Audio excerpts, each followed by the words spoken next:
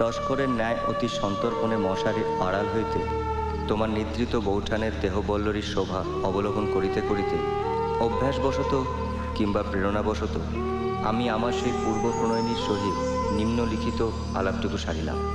এই রচনার যিনি নিদ্রিত সাক্ষী তিনি জাগরিত হইলেও ইংরাজি ভাষায় মনের যে কথা প্রকাশ হইয়াছে ও যাহা কেবলমাত্র ইংরাজি ভাষাতেই প্রকাশ সম্ভব তাহা কাব্য হইলেও তাহার বোধগম্য হইবে না। ফলত দ্বিধায় তোমার পাঠের জন্য পাঠাইলাম।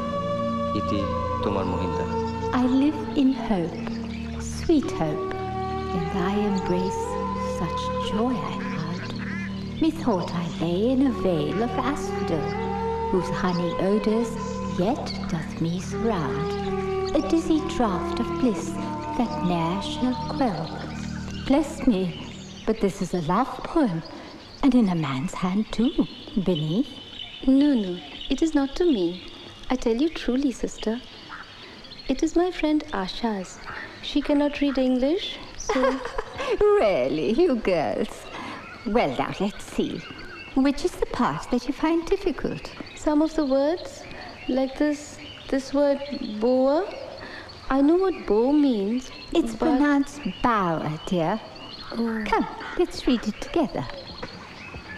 Thy ruby lips, like rain-drenched passion flowers, thy blushing cheeks, like blooming roses. Dear me, this is a very passionate poem indeed. Who gave it to your friend? It is from her husband, sister. He likes writing poetry, but she cannot read English at all. So she gave it to me. Well, perhaps we should not read poetry from a husband to his wife. Please, sister, I promised her. Thy honey skin, like love's golden bower, thy lucent eyes with velvet sheen o'erspread. You find lines like these in many English poems, where the loved one is compared to flowers and her beauty to various aspects of nature. But this young man seems to write with genuine feeling, I think.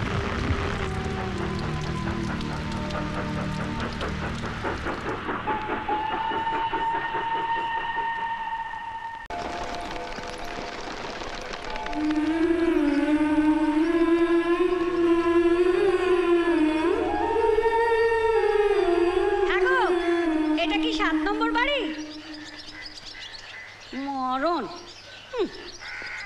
হ্যাঁ গো, 7 নম্বর বাড়ি কোনটা গা বলতে পারো? 7 নম্বর কি? 7 Jersey Para Street. No, this is number 10. তুমি ইংরেজি জানো? আচ্ছা, ইংরেজি শিখতে কতদিন লাগে ভাই? তুমি কতটুকু শিখবে তার উপর।